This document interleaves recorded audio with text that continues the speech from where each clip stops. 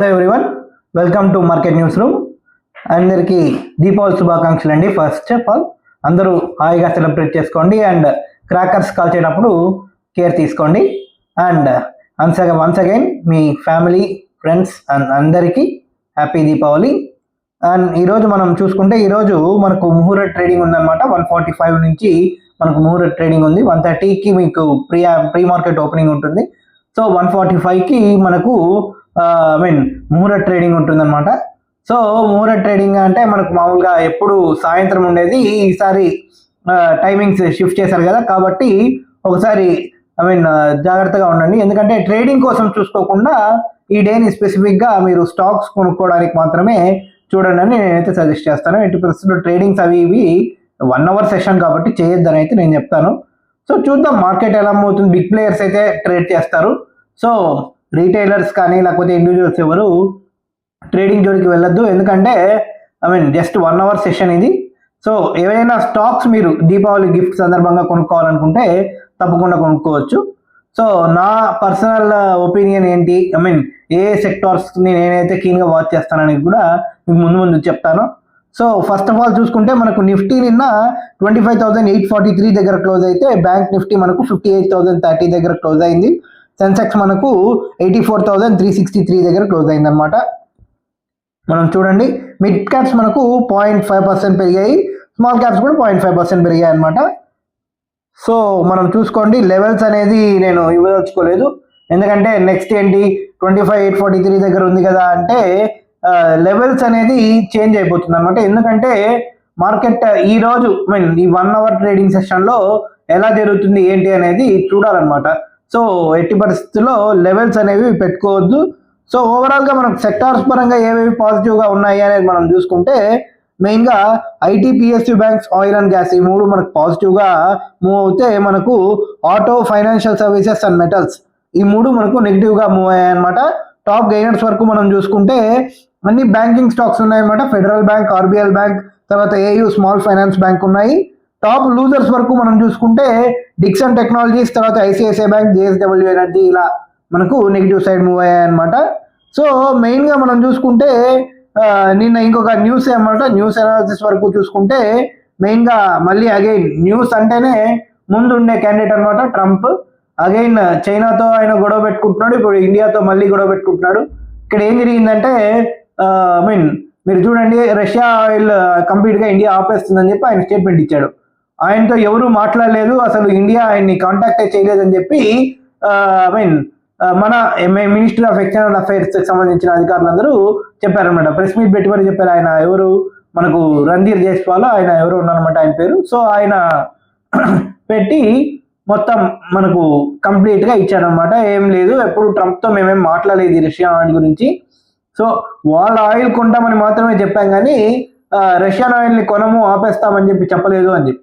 So అదే టైంకు మనకు అక్టోబర్ ఇవి కూడా వచ్చాయన్నమాట. అక్టోబర్లో మనం ఏం కొన్నాము, ఎంత కొన్నాము అనేది డీటెయిల్స్ కూడా వచ్చింది. రష్యన్ ఆయిల్ అగైన్ పెంచామన్నమాట. 1.8 మిలియన్ బ్యారెల్స్ పర్ డే మనము కొంటున్నాం అనమాట. సో 1.6 నుంచి 1.8కి పెరిగింది ఇది. సో మనం పెంచాం తప్ప తగ్గించలేదు. మనం కూడా అదే చెప్తున్నాం అనమాట, మీ దగ్గర నుంచి కావాలంటే ఎక్స్ట్రా కొంటాం కానీ మేము రష్యన్ ఆయిల్ అయితే మాకు చీప్గా వస్తుంది, మేము ఎందుకు కాపాలని చెప్పి మనం అడుగుతున్నాం అనమాట. సో ఇప్పుడు ఆయన ఏమంటున్నాడంటే నాకు మోడీ చెప్పారు ఖచ్చితంగా, సో మోడీ చెప్పారు కాబట్టి చేయాల్సిందే, ఒకవేళ చేయకపోతే నేను ఇంకా టారిఫ్ పెంచుతాను అని చెప్పి స్టేట్మెంట్ చేశాడనమాట. కానీ విచిత్రం చూడండి, ట్రంప్ ఆ స్టేట్మెంట్ చేసినా సరే మార్కెట్స్ ఏమీ ఆయనకి రియాక్ట్ కాలేదన్నమాట. సో రియాక్షన్ ఇవ్వడం అనేది మానేసాయని చెప్పుకోవాలి. ఇప్పుడు లేటెస్ట్గా చైనా మీద కూడా బెదిరిస్తున్నాడు, 155% టారిఫ్ వేస్తాడంట. సో 55 ఎందుకో నాకైతే అర్థం కాలేదు. మరి 150 వేయచ్చు, 100 వేయచ్చు, మరి 155 ఆయన ఎక్కడి నుంచి నెంబర్ తెచ్చాడో ఏంటో మరి తెలియదు. మొత్తానికి టారిఫ్ అయితే వేస్తానని చెప్పి చెప్పాడనమాట. సో ఓవరాల్గా చూడండి, మెయిన్గా మనకు సెక్టార్ పరంగా చూసుకుంటే నేను మీకు చెప్పినట్లే యాజ్ ఇట్ ఈస్గా దీనికి సంబంధించి ఏదైతే ఈ మన ట్రంప్కి సంబంధించిన ఇంపాక్ట్ ఏదైతే ఉంటుందో, ఏ సెక్టార్ మీద ఉంటుంది అనేది అగైన్ మనం మాట్లాడుకుంటే, ట్రంప్ ఇంతకు మించి ఏ సెక్టార్ని టచ్ చేయకుండా వదలలేదు అనేది నేనైతే అనుకుంటున్నాను. ఎందుకంటే ఐటీ సెక్టార్ని H1B వీసాస్ ఫీజు పెంచడంతో మనకు దాన్ని టచ్ చేశాడు. సో మెటల్స్ అండ్ మైనింగ్ని అన్ని కంట్రీస్ సంబంధించి దాని మీద కూడా చేశాడనమాట. సో మనం చూడండి ఏ సెక్టార్ని ఏ కంట్రీకి సంబంధించి అతను వదలలేదు.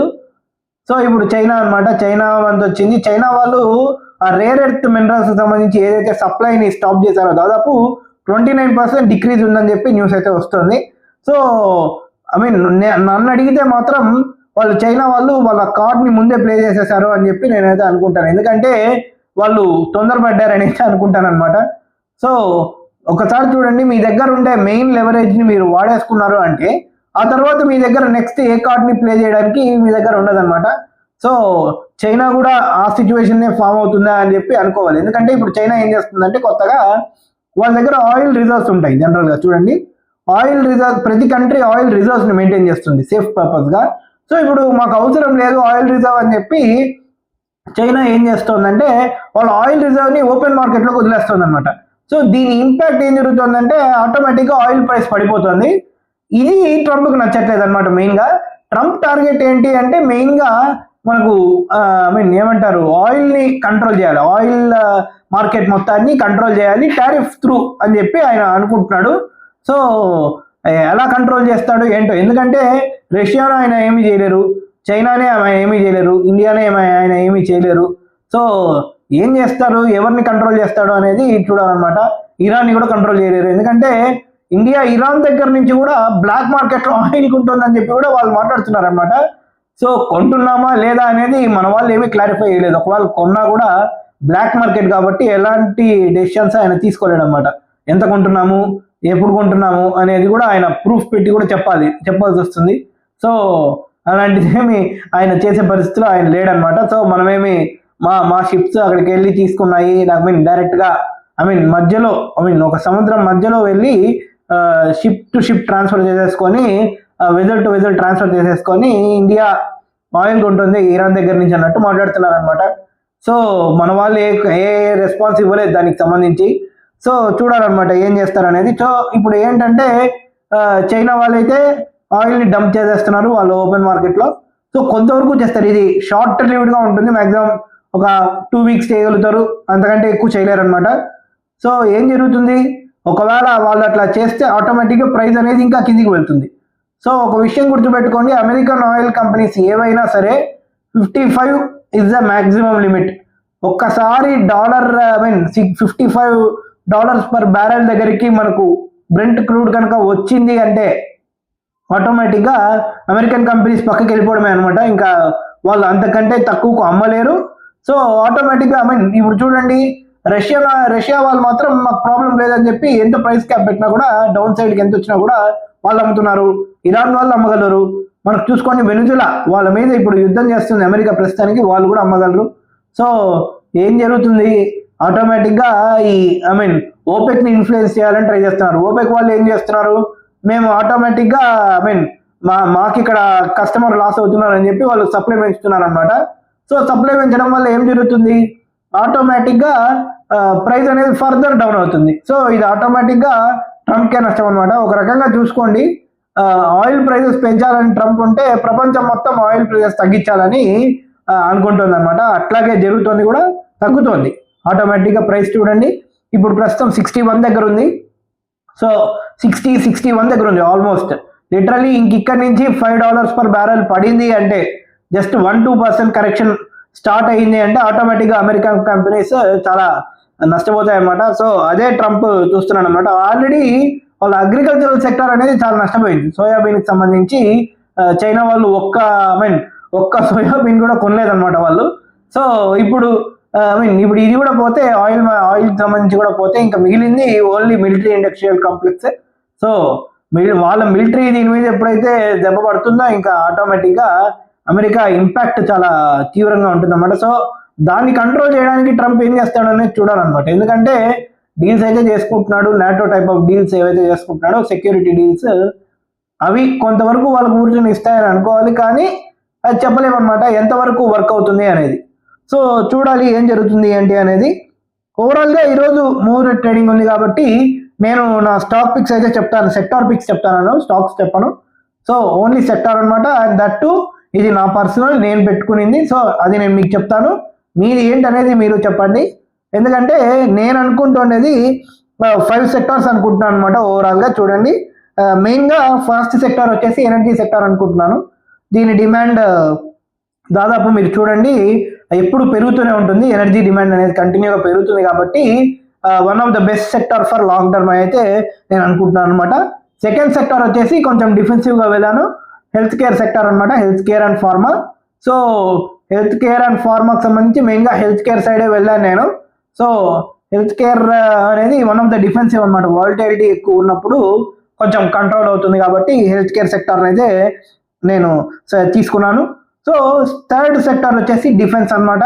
సో ఇది ఎందుకు డిఫెన్స్ నేను సెలెక్ట్ చేసుకున్నాను అంటే చూడండి న్యూస్ అయితే ఏది వస్తుందంటే ఇండియా లేటెస్ట్గా నెక్స్ట్ రాబోతున్న బడ్జెట్లో డిఫెన్స్ సెక్టార్ డిఫెన్స్ సెక్టార్కి అలొకేషన్ అనేది పెంచుతోంది, డిఫెన్స్ బడ్జెట్ అనేది పెంచుతోంది అని చెప్పి న్యూస్ అయితే వస్తుంది.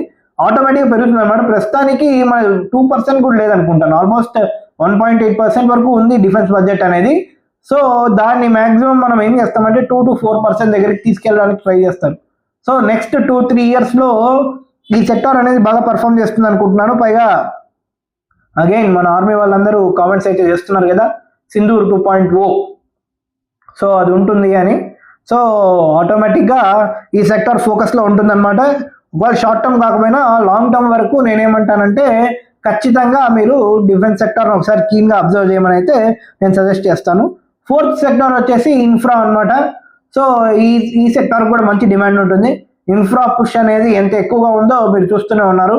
సో ఎయిర్పోర్ట్స్ కానీ లేకపోతే హైవేస్ కానీ ఓవరాల్గా మంచి డిమాండ్ ఉంటుంది. ఎప్పుడు కంటిన్యూగా గ్రోత్ అనేది ఈ సెక్టార్లో ఉంటుంది అనమాట. సో ఈ సెక్టార్ని సెలెక్ట్ చేసుకున్నాను నేను. నెక్స్ట్ లాస్ట్ సెక్టార్ వచ్చేసి ఫైనాన్షియల్స్ తీసుకున్నాను అనమాట. సో ఇది కూడా మంచి ఎవర్ గ్రీన్ సెక్టార్ అని చెప్పుకోవాలి. సో ఇది మార్కెట్ని కొంచెం ఇన్ఫ్లుయెన్స్ కూడా చేసే సెక్టార్ అనమాట. సో ఫైనాన్షియల్స్ని నేను సెలెక్ట్ చేసుకున్నాను. ఓవరాల్గా చూడండి జియో ఫైనాన్స్ కానీ లేకపోతే బజాజ్ ఫైనాన్స్ కానీ ఇలాంటి ఏ ఫైనాన్స్ సెక్టార్స్ అయినా మనం చూసుకోండి. బ్యాంకింగ్ స్టాక్స్ని కూడా తీసుకోవచ్చు. సో ఓవరాల్గా ఫైనాన్షియల్ సెక్టార్ అని క్లియర్ చేసుకోండి. సో ఇంకొక సెక్టార్ ఏదైనా తీసుకోవచ్చా అంటే ఆప్షన్గా పెట్టుకునేది నేనైతే మెటల్స్ సెక్టార్ తీసుకుంటాను మెయిన్గా. సో మెటల్ సెక్టార్ అనేది నాకు 6th చాయిస్ అనమాట, 5th అయితే కాదు. సో ఓవరాల్గా 5 సెక్టార్స్ అయితే తీసుకున్నాను నేను. సో 1 వచ్చేసి energy, health care, defence, infra and financials అనమాట. సో ఈ 5 సెక్టార్స్లో నేను ఎక్కువ స్టాక్స్ అయితే తీసుకుంటాను అనమాట. నా పర్సనల్ వన్స్ అగైన్ చెప్తున్నాను. సో మీరు ఏ సెక్టార్స్లో వెళ్తున్నారు అనేది చూడండి. ఎందుకంటే కొంతమంది ఆయిల్ అండ్ గ్యాస్ సెక్టార్లో ఉండొచ్చు, ఎందుకంటే అది కూడా మంచి షార్ట్ టర్మ్ డిమాండ్ ఉండే సెక్టారే. సో ఇంకా రకరకాల సెక్టార్స్ ఉన్నాయన్నమాట. నేనైతే ఈ 5 సెక్టార్స్ని సెలెక్ట్ చేసుకున్నాను అనమాట. సో లేటెస్ట్గా ఇంకొక ఇది చూడండి. ఈరోజు మనకు ఈరోజు ఎలా ట్రేడ్ అవుతుంది అనేది చూడాలి. కానీ యాక్చువల్గా వచ్చిన న్యూస్ ఏంటంటే సిల్వర్ షార్టేజ్ చాలా ఎక్కువ అయిపోయింది. కంప్లీట్గా సిల్వర్ బార్స్ అనేవి ఏవైతే ఉంటాయో అవి దొరకట్లేదు అని చెప్పి కూడా న్యూస్ అయితే వస్తుంది. సో ఈ గోల్డ్ అండ్ సిల్వర్ సంబంధించి ఇంకొక విషయం మనం మాట్లాడుకోవాలి. మనకు మార్కెట్లో చూడండి గోల్డ్ అండ్ సిల్వర్ అనేది పెరుగుతోంది. బట్ మనం ఒకసారి మన స్టాక్స్లో అబ్జర్వ్ చేసామనుకోండి, ఈ ఈటీఎఫ్స్ ఏవైతే ఉన్నాయో సిల్వర్ ఈటీఎఫ్స్ నిన్న చాలా దారుణంగా కరెక్ట్ అయ్యాయి.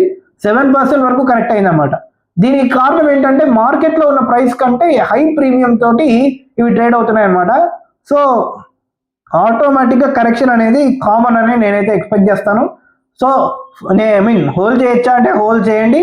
బట్ ఫిజికల్గా తీసుకునే వాళ్ళైతే ఆటోమేటిక్గా నేనైతే చెప్తాను కరెక్షన్ వస్తుంది కాబట్టి లైట్గా మీరు కొనుక్కోవాలనుకుంటే కొనుక్కోవచ్చు. ఫెస్టివ్ డిమాండ్ తర్వాత మీకు నెక్స్ట్ మ్యారేజ్ సీజన్ కూడా ఉంది కదా.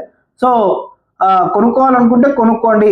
మీరు చూస్తుండగానే మళ్ళీ కళ్ళ ముందే ప్రైస్ పైకి వెళ్ళిపోవడం అనేది మీకు మీరు కొంచెం హర్ట్ అయ్యే ఛాన్స్ ఉంటుంది కాబట్టి జాగ్రత్తగా కేర్ఫుల్గా చూసుకొని తీసుకోండి అని చెప్పి నేనైతే అనుకుంటాను.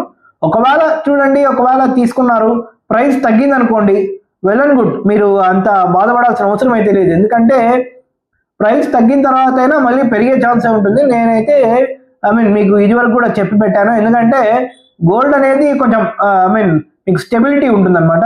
సిల్వర్ అలా కాదు. సిల్వర్ మీకు కొంచెం వాలటిలిటీ చాలా ఎక్కువ ఉంటుంది. సో ఓవరాల్గా సిల్వర్ అనేది కొంచెం తక్కువగా మెయింటైన్ చేసుకోండి. మెయిన్గా గోల్డ్ అనేది మీరు ఎన్ని రోజులైనా మీరు మెయింటైన్ చేయొచ్చు, అది పెద్ద ప్రాబ్లం కాదనమాట. సో సిల్వర్ సంబంధించి ఇది అనమాట. మెయిన్గా సిల్వర్ షార్టేజ్ ఉంది. ఈటీఎఫ్స్ కూడా కరెక్ట్ అయ్యాయి, బాగా కరెక్ట్ అయ్యాయి అనమాట. సో ఎలా ఉంటుంది ఇంపాక్ట్ అనేది చూడాలన్నమాట మెయిన్గా.